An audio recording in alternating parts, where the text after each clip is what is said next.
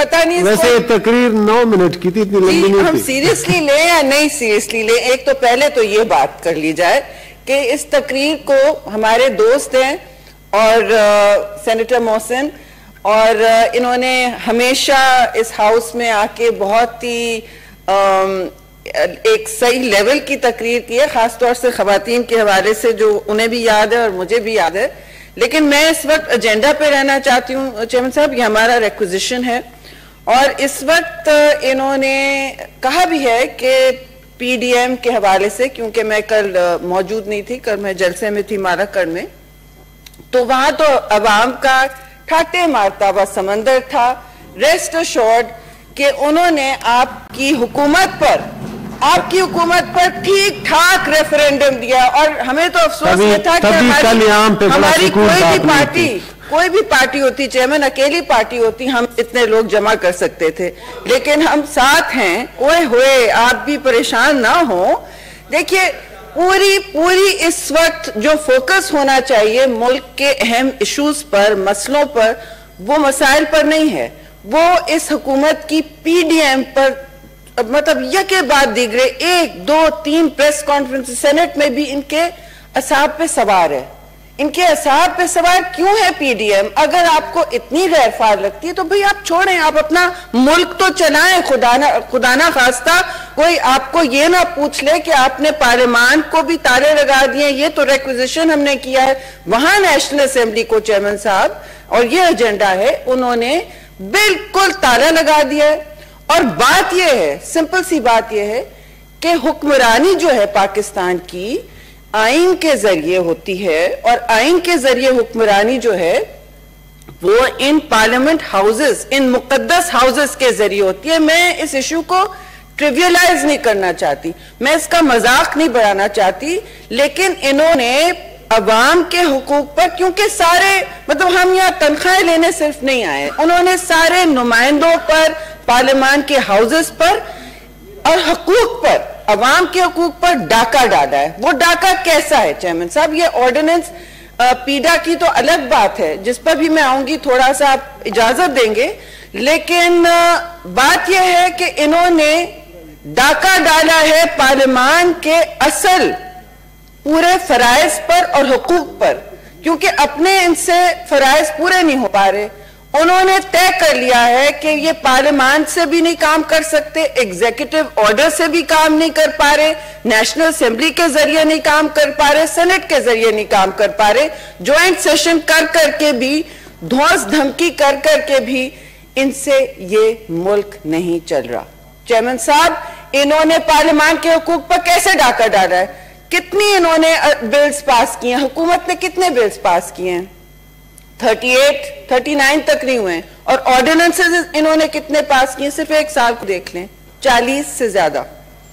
इन्होंने ऑर्डिनेंसेस पर सारा अपना दारो मदार डाल दिया है, जो वाज़े है कि एक प्रेसिडेंशियल सिस्टम की तरफ जाता है ना। अगर आप पार्लियामान को बाईपास करते हैं तो आप ना तीतर हैं ना बटेर हैं, आप ऑर्डिनेंस पे ऑर्डिनेंस डालते जा रहे हैं, नाफिज करते जा रहे हैं, और वो एक्सपायर भी हो जाए। जैसे कल बताया गया कि एक वो पीडा ऑर्डिनेंस एक्सपायर हो चुका है, वो एक्सपायर हो चुका है चेयरमैन साहब, तो आपके इस वक्त आपकी सूरत हाल क्या है? आप उसकी दिफा कर रहे हैं। इसका मतलब ये है कि आपने उसके जो भी उसमें खदोखाल हैं उस पर फिर भी आपने आगे चलना है। आपने जो अभी बात की है मुझे बड़ी अजीब लगी कि एक पढ़े लिखे खैबर पख्तूनख्वा के सेनेटर में, और मैं किसी की जात पर नहीं आती, उन्होंने खैबर पख्तूनख्वा का हाल नहीं देखा है।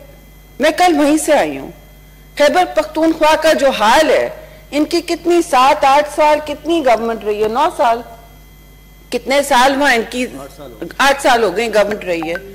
और जो हाल है केपी का, चाहे तौबा मेरी, चाहे आप अस्पताल चले जाएं, जो सारे सिंध जा रहे हैं अस्पतालों में, आप फेडरल में हमको सलब करने की कोशिश कर रहे हैं, इससे आपको भी फायदा नहीं होगा, क्योंकि सबको पता है यहाँ की फेडरल गवर्नमेंट कुछ नहीं चला सकती। जो अस्पताल चल रहे हैं सिंध में, आप उनको भी हड़प करने की कोशिश कर रहे हो, क्योंकि खैबर पख्तूनख्वा से लोग, उनको यहाँ माइलेज नहीं मिल रहा, पेशावर में माइलेज नहीं मिल रहा, वो जा रहे हैं कराची, वो जा रहे हैं सिंध के अस्पतालों में, चाहे वो गंबट का हो या कराची के NICVD और चाइल्ड हेल्थ के वाले जो आप हड़प करने के कोशिश में हैं, और हम आपको नहीं करने देंगे। ये अवामी फैसिलिटीज हैं, ये लोगों के लिए सहूलियात क्रिएट की गई हैं। आप खुद इतने बड़े अस्पताल में जाते हैं, आप जाएंगे अस्पताल में, आप पैसे देंगे, लेकिन वही इलाज, वही डॉक्टर आपको सिंध में मिलेगा आपके सबसे गरीब तबके के लिए फ्री ऑफ चार्ज। आप उसको भी तबाह करने जा रहे हैं। पहले आपने बैठ के तवातर से खैबर पख्तूनख्वा को तबाह किया है। कल वहां हाल जो था, मिट्टी के ढेर हैं, वहां कचरे, मिट्टी और खड़े पानी के ढेर हैं। आप कराची की क्या बात करते हैं? हाँ, हमने उसको बेहतर साफ करना है, लेकिन आपने वहां कुछ नहीं किया। आपके MNAs वहां से आए हैं, आपने कुछ नहीं किया कराची का, सिवाय बातों के, सिवाय प्रेसिडेंशियल ऑर्डिनेंसेस लाके, सिवाय सिंध के हुकूक में रास्ता बनने से आपने सिवाय कुछ नहीं किया। आपने अभी तक खैबर पख्तूनख्वा, सिंध तो छोड़े, आपने अपने सूबे के हाइडल प्रॉफिट्स तक नहीं दिए। देख लें किताब खोल के, नहीं दिए। और वहां का हाल देखें, BRT बसें चल रही हैं, वो चल कहां रही हैं? वो तो जल रही हैं।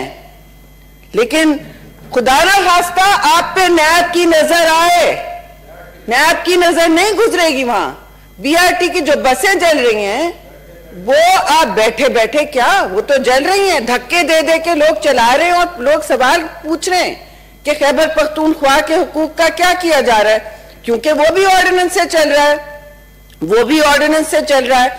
आप मुझे बताएं, मिलियन ट्री सुनामी, क्योंकि आपको नजर नहीं आता पाकिस्तान अब आपकी हुक्मरानी में, आपकी नाअहल बदतरीन हुक्मरानी में 7वें से 5वें 2 साल में आपने ये तय कर लिया फैसला, जो डिस्कशन में नहीं आता, कि आपका क्लाइमेट चेंज, माहौलियात का शोबा इतना मफलूज हो चुका है। जैसे आपने बाकी मिनिस्ट्रीज को खत्म किया हुआ है। LNG का सप्लाई तो सबके सामने है, दुनिया में मजाक हो रहा है पाकिस्तान का, शुगर क्राइसिस पे मजाक हो रहा है, गैस क्राइसिस पे मजाक हो रहा है। पूरा पाकिस्तान अंधेरों में घिर चुका था। पहली दफा आपने हर किस्म की तारीख रकम की है, माशाल्लाह।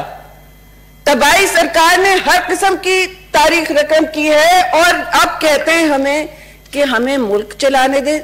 चेयरमैन साहब, ये किधर से मुल्क चला रहे हैं? हमें तो नजर नहीं आ रहा। इन्होंने हम पर COVID-19 में भी रहम नहीं फरमाया, वो भी भूल गए ऑर्डर करना, वैक्सीन ऑर्डर करना भूल गए। सबको पता है कि पाकिस्तान में वैक्सीन नहीं ऑर्डर की गई, कुछ चाइनीज ट्रायल्स हो रही थी, लेकिन आपने 220 करोड़ लोगों के लिए अब सुना 11 लाख वैक्सीन आपने ऑर्डर की है। ये मैं बातें कर रही हूं क्योंकि आपने ये बातें की हैं, और हुक्मरानी इस मुल्क की हमें नहीं पता कहां से चल रही है। आपने कहा कि सूबों के हुकूक की बात करें, सूबों के पास ही ज्यादातर हुकूक हैं, और अगर आपने उनके हुकूक सर्व किए तो जो बचा कुचा पाकिस्तान चल रहा है वो भी नहीं चलेगा। आप क्या बात करते हैं कि हमने ये देखा, हमने वो देखा? आप प्लीज सीरियस हो जाएं, आप लोग सीरियस हों। सेनेट के जरिए भी बहुत काम हो सकता है।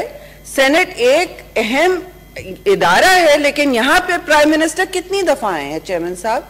कितनी दफा आए हैं? मेरे ख्याल में 4 दफा, 1 साल में, या 2 दफा, या हाजिरी नहीं है। जरा रिकॉर्ड निकाल के हमें भी 1 दफा आए हैं। किस बात का डर है चेयरमैन साहब? किस एग्जीक्यूटिव अथॉरिटी से ये मुल्क चलाना चाहते हैं, और किस वन यूनिट में ले जाना चाहते हैं? बिकॉज 1 यूनिट और प्रेसिडेंशियल सिस्टम साथ ही साथ चला है पाकिस्तान की तारीख में, और ये बदतरीन हमारे तजुर्बों में मिस एडवेंचर जिसे कहते हैं कब बना है। और आप बात करते हैं कि मुल्क नहीं चल रहा ना आपसे कौन सा शोबा चल रहा है? आप मुझे बताएं।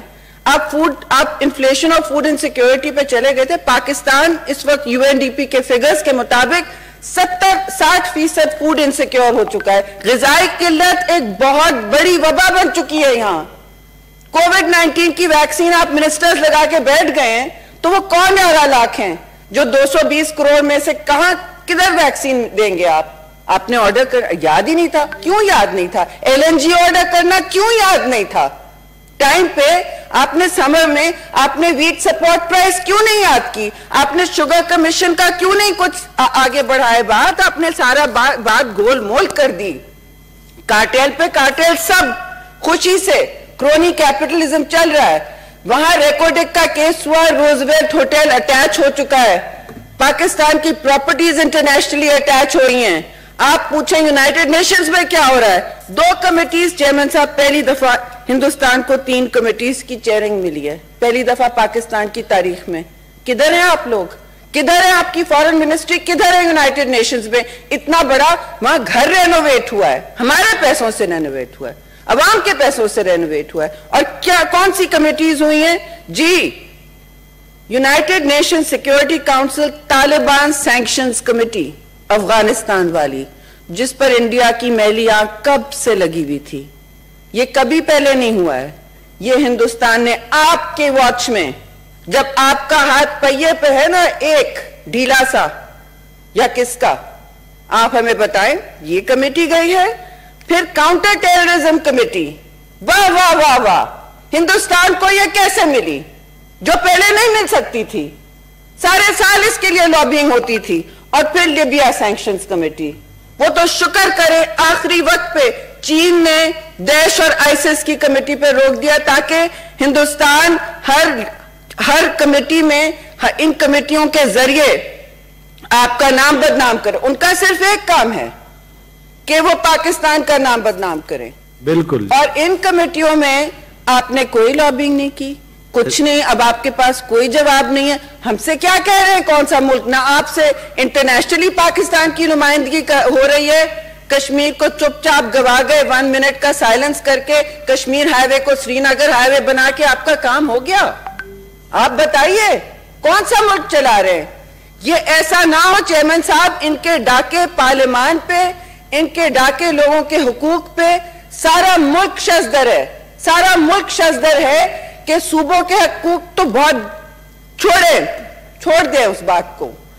बलोचिस्तान में क्या हुआ उसका मुझे शर्म आ रही है कि पाकिस्तान के प्राइम मिनिस्टर ने एक मजलूम दहशतगर्द जदा तबके को, शिया हजारास जो हैं हमारे क्वेटा में, उनसे बागेन करने की बात की।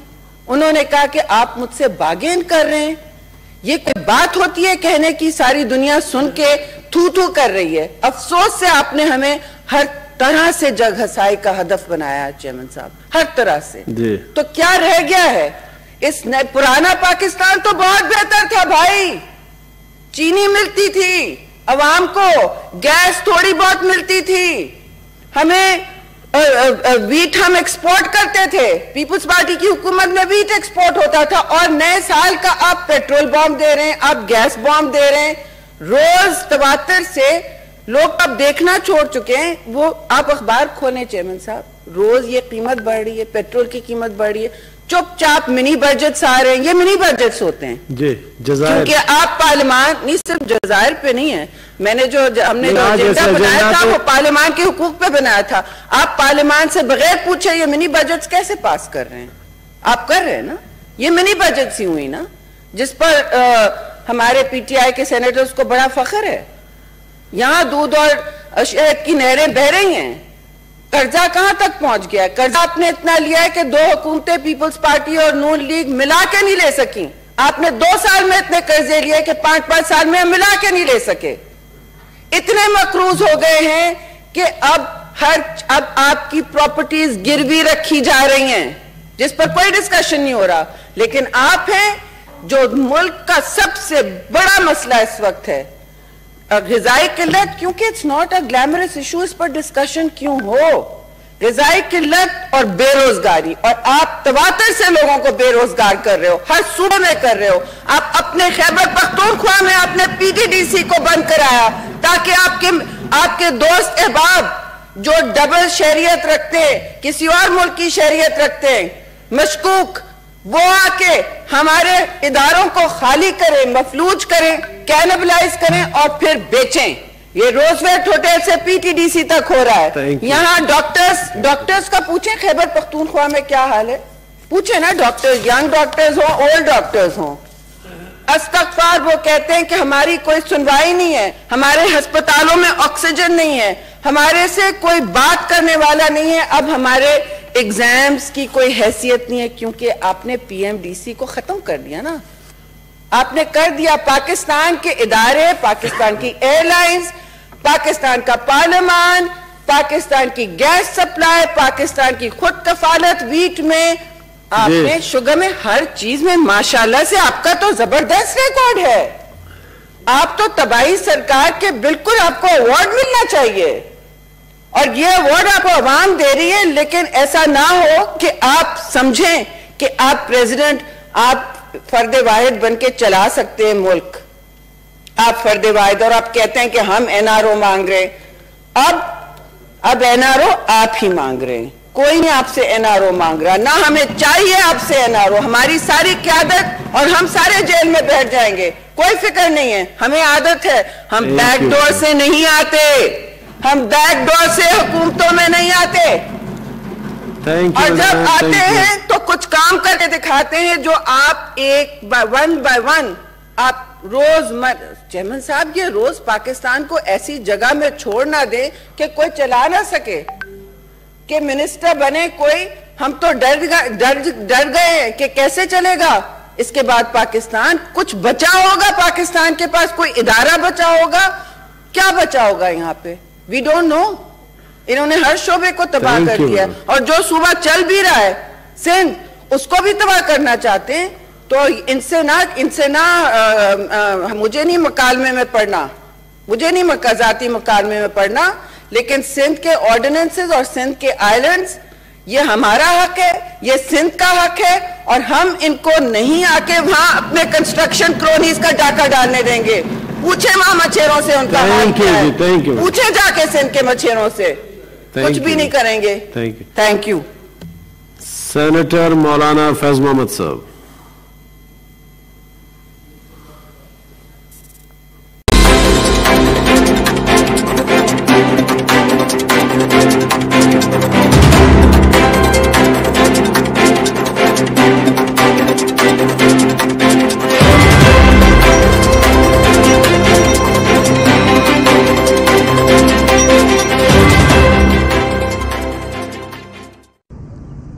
बिस्मिल्लाहिर्रहमानिर्रहीम।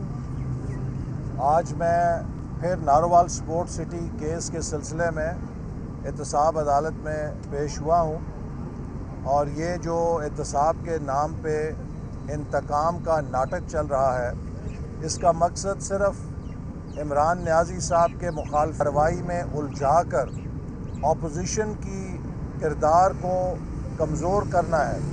लेकिन वो ये नहीं समझते कि इस तरह के ऊँचे हथकंडों से ना हमारी आवाज़ मदम होगी, ना हमारी कोशिश कम होगी।